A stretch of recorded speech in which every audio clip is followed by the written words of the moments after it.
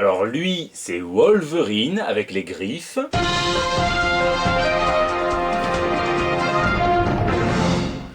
Elle, c'est Tornade. Bah quoi?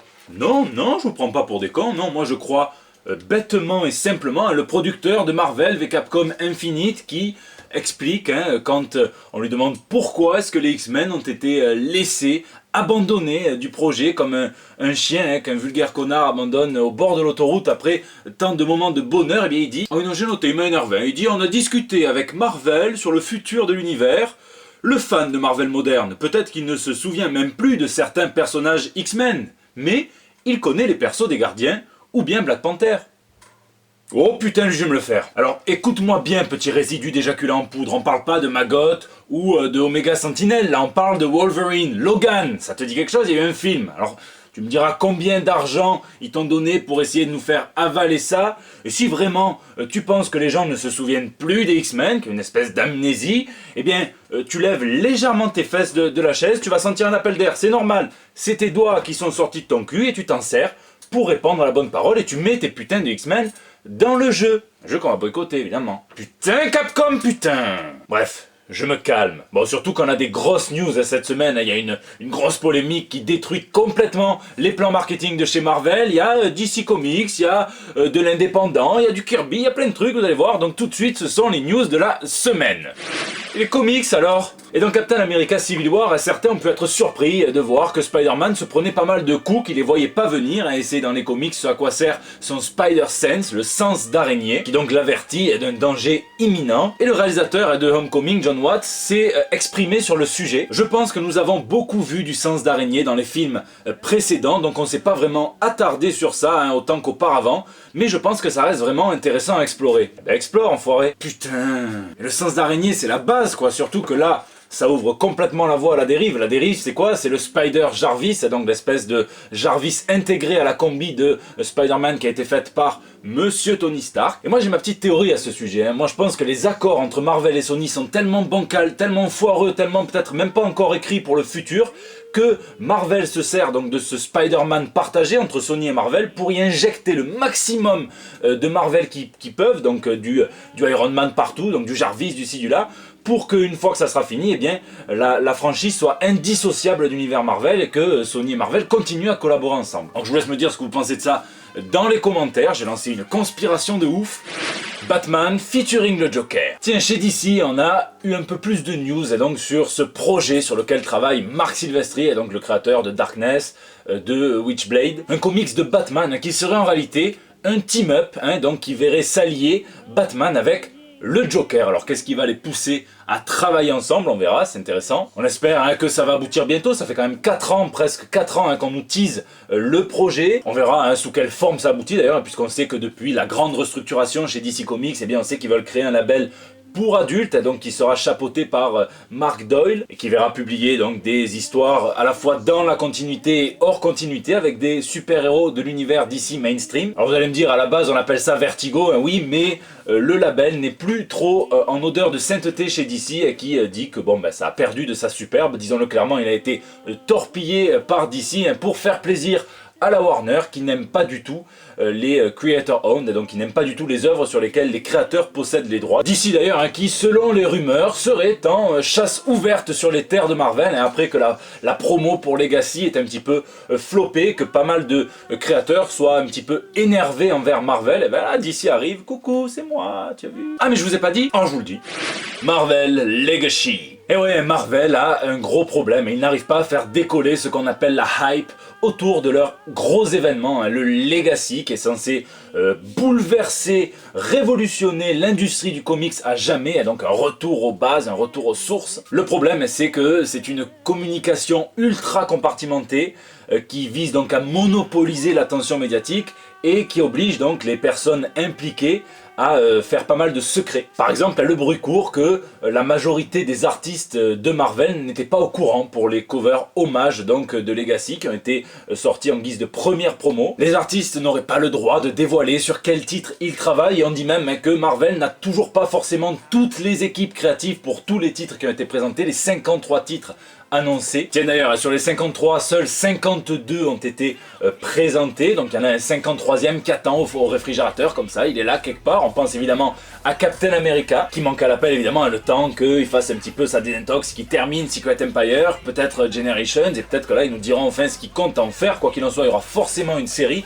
et on sait même qu'elle sera reprise tôt ou tard par le scénariste de Black Panther, Ta-Nehisi Coates. Tiens d'ailleurs, Marvel a révélé les titres des arcs qui vont débuter donc à l'occasion de ce Marvel Legacy, et clairement il joue avec les nerfs de tous les fans des 4 Fantastiques. L'arc Fantastic 3 débutera dans Moon Girl and Devil Dinosaur, comme je vous l'avais dit à quelques JT, et pire encore dans le Marvel 2-in-1, donc qui réunit enfin la chose avec la torche. Et bien on pourra lire le début d'une intrigue intitulée Le Destin des 4, The Fate of the Four. Est-ce que ça veut dire que c'est le début du retour? Est-ce que ça corrobore avec ce que prépare depuis plusieurs semaines et depuis plusieurs mois même Brian Michael Bendis dans The Infamous Iron Man, où ce mois-ci par exemple on a vu déjà une réunion entre la chose et la torche, et en plus ils abordent le sujet des 2 fantastiques manquants. Tiens d'ailleurs, on peut pas reprocher à Bendis d'oublier les 4 fantastiques, et rien que pour ça, chapeau mec. Bref, on verra bien ce qui va se passer. En tout cas, si Marvel Legacy, la communication était bien rodée, ça avait absolument pas été présenté comme un reboot ou un relaunch. En tout cas, Axel Alonso a annoncé devant un parterre de professionnels, de libraires, et bien qu'un relaunch pourrait intervenir donc quelques mois après le lancement de Legacy. Donc je croyais qu'il n'y en avait plus, c'est comme ça.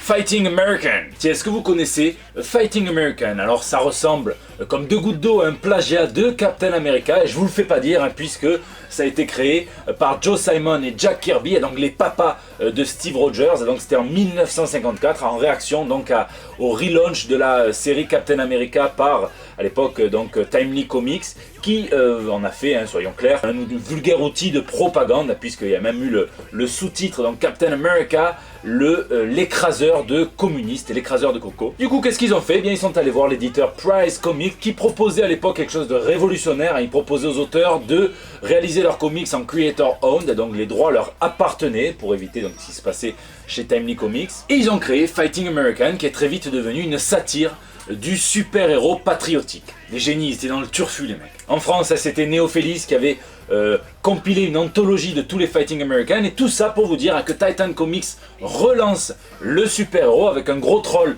de Marvel Comics. Regardez ce teaser, pas de secret, pas d'empire, bim, dans ta gueule Marvel.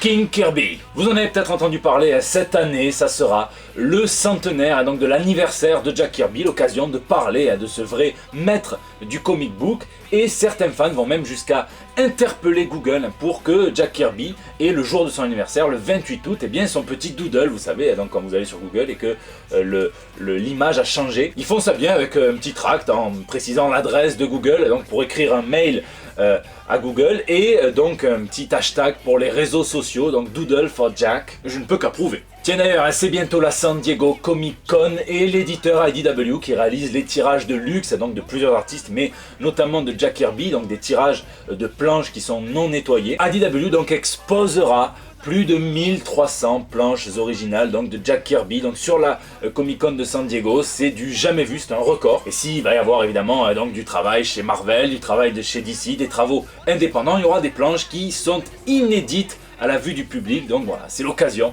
d'y aller. Du coup, je cherche une petite équipe de motivés pour un vol, disons-le, un vol en règle. Donc si tu t'appelles Patrick Balkany, Jérôme Cahuzac ou encore François Fillon, eh bien je pourrais peut-être avoir besoin de tes services entre le 20 et le 23 juillet prochain. Je paye aussi un ticket resto. So, call me maybe.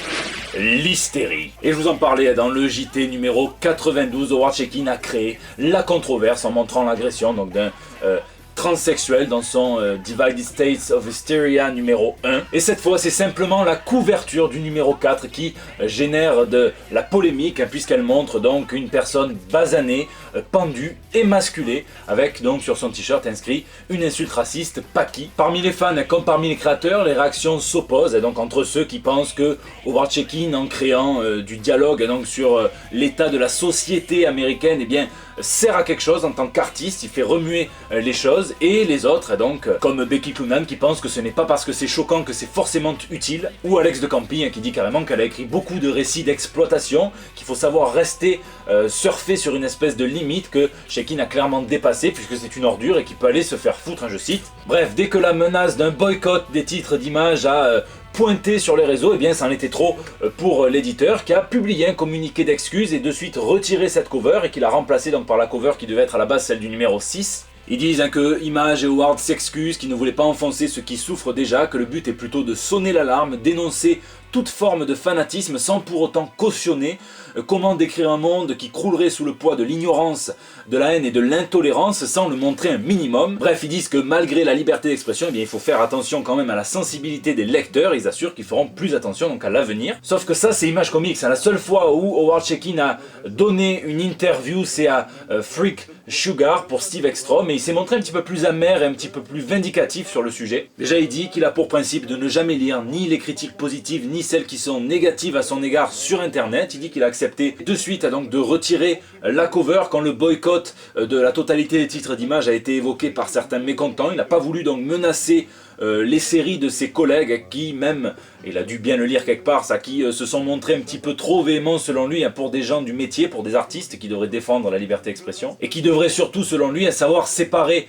l'acte de la représentation de l'acte. Et il dit donc en tant qu'homme de gauche, eh bien il espère qu'ils vont garder un petit peu de cette rage pour les élections de mi-mandat de 2018. Vous savez qu'aux États-Unis ils votent tous les 2 ans. Principalement il dit qu'il comprend les gens qui s'offusquent, mais il préfère que les gens s'offusquent en ayant lu le comics et pas en se basant simplement sur une couverture. Et ça va aussi loin selon lui que 0 mail de plainte n'a été reçu, et donc sur l'adresse email du courrier des lecteurs donc de Divided States of Hysteria qui a été donné donc en fin de numéro 1. Preuve selon lui que les gens n'ont pas lu. Il dit que c'est encore l'hystérie qui prévaut, et pour le coup il est malin puisque ça retombe exactement dans le sujet de son comics, et il compare à le fait qu'un homme cisgenre blanc ne puisse écrire que des récits mettant en scène des hommes cisgenres blancs et on peut rajouter hétéros, et donc il compare ça à une sorte de fascisme de gauche qui a contribué en partie à l'élection de Trump, et chose qui apparemment n'a toujours pas digéré.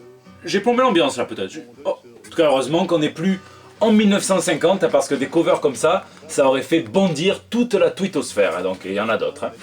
C'est la fin de ce JT Comics, j'espère qu'il vous a plu. N'oubliez pas que vous pouvez venir, on peut se capter, on peut discuter de tout, de rien, sur les réseaux sociaux, Facebook, Instagram, Twitter, dans les commentaires sur YouTube, j'essaie de répondre à chacun de vous. Vous pouvez aussi m'y laisser vos petits messages pour le bandeau. Je vous souhaite une excellente semaine, lisez, lisez et lisez, et je vous donne rendez-vous dès mercredi prochain pour des nouvelles toute fraîche. Please Google make a doodle for Jack Kirby because I am the commie.